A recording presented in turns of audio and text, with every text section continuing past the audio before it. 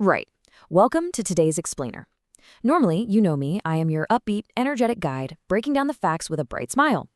But looking at the source material we are exploring today, well, I'm actually going to need you to pull up a chair, turn down the lights, and lean in close.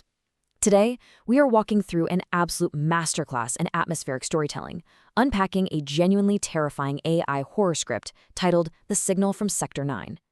So, take a deep breath. Let's step into the dark together, shall we? And as you'll see, this brilliantly illustrates exactly where every good nightmare begins, with fatal hubris.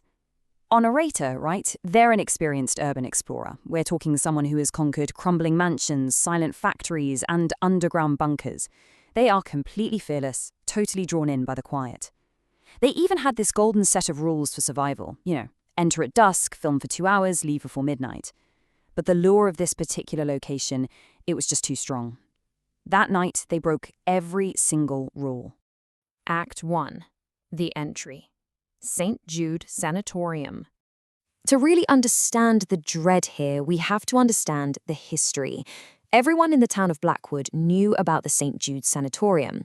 Built back in 1942, it was this massive, imposing concrete monolith sitting high up on a ridge. But by 1988, it was completely abandoned, literally left to drown in vines and rust. And you might be wondering, why? Well, a series of entirely unexplained disappearances among both the staff and the patients. The building wasn't just closed, it was left to rot with all its secrets still locked inside. Now, what's incredibly interesting about this script is how it demands this physical, sensory dread before we even cross the threshold. Our narrator approaches these rusted steel double doors at dusk, torch in hand. And despite all their years of experience, St. Jude feels entirely different. The air around the grounds is incredibly heavy. It almost vibrates. Prying those doors open with a crowbar, the heavy metal hinges screech, and the beam of the torch cuts through a pitch-black darkness swirling with dust. It's like they are stepping into a place that feels electrically charged with malice, like standing near a high-voltage wire. Act 2. Echoes. The Hallway of Echoes. So at first glance, the ground floor is exactly what an urban explorer expects. We see standard decay. There's extensive water damage, old medical files just strewn across wet tiles, and rusted gurneys abandoned mid-transport. It's almost as if everyone just dropped what they were doing and vanished into thin air. It's creepy for sure, but, well, it's nothing our narrator hasn't seen before. However, the real horror doesn't live on the ground floor. It lives below. As they approach the crumbling concrete basement stairs leading down to Ward 4, everything changes. Ward 4 is entirely subterranean, completely cut off from any natural sunlight. The very moment they descend, the temperature plummets instantly.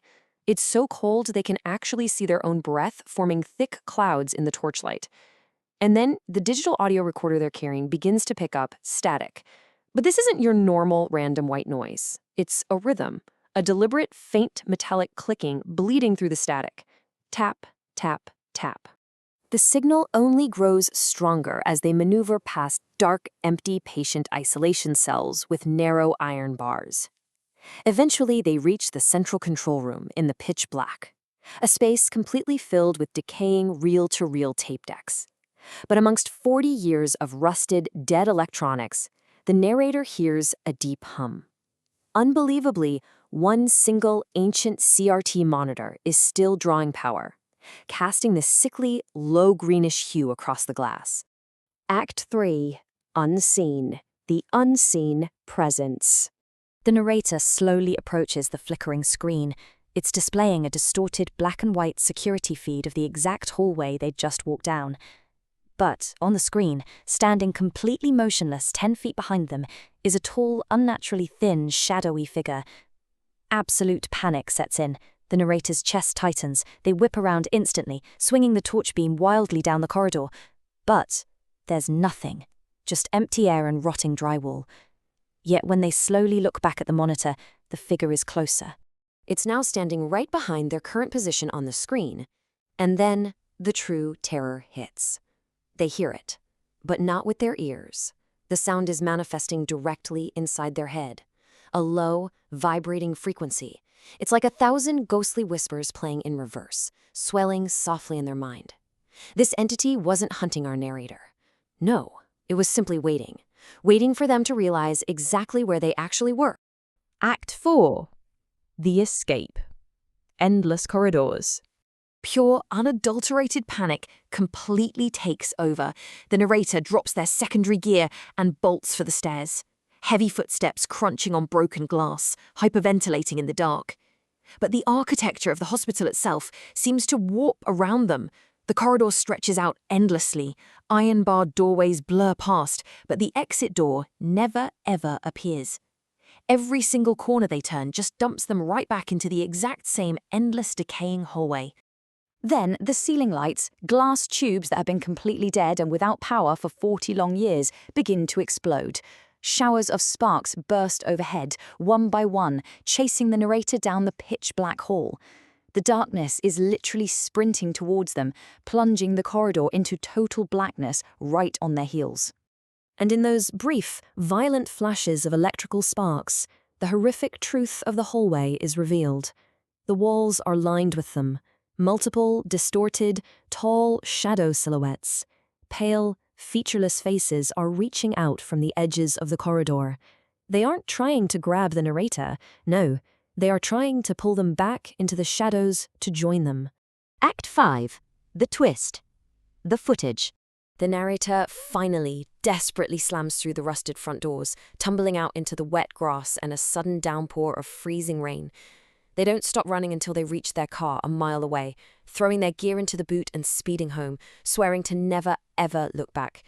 The terror is so profound, so deep, that it takes them 3 full days sitting in their safe, quiet bedroom before they can finally build up the courage to open their laptop and check the video file recorded down in Ward 4. They click play. Now they expect to see what they remember, right? Shaky, chaotic footage of empty halls and their own hysterical, frantic running. But that is not what the camera saw.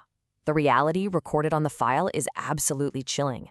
The video shows the narrator standing in that dark hallway, completely motionless, for 2 full hours, staring directly into the lens. And they are smiling unnaturally, their eyes completely solid black. The footage just holds on this terrifying, impossible stillness. And then, at the very end of the file, right before the video cuts to absolute silence and pitch black, the lips of the narrator on the screen move. But the voice that comes out of their mouth is definitely not theirs. It says, "We brought you back." It leaves us with a deeply, deeply unsettling question. When you venture into places left behind, into the silent and forgotten dark, what exactly is it that comes back with you? Okay, shaking off the chills for just a moment, let's quickly look at how this explainer's source material serves as a rather brilliant blueprint for creators. To recreate this exact atmospheric dread in an AI workflow, the source outlines a strict survival guide. First, you generate the audio track using AI voice tools focusing heavily on a calm, terrifying tone.